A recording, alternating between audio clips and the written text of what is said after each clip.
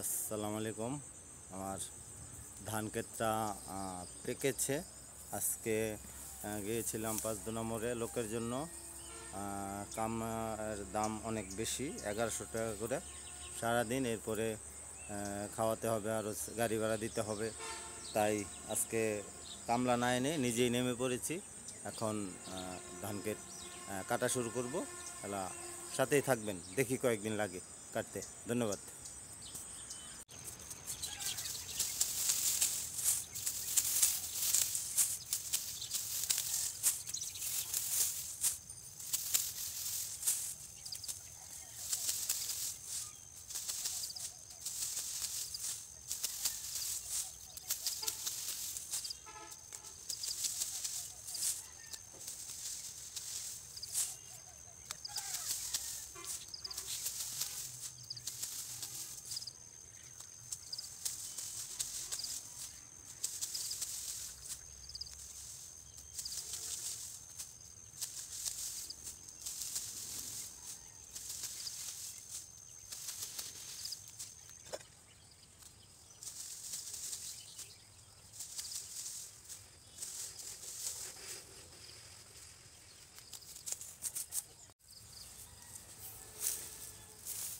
বিসমিল্লাহ।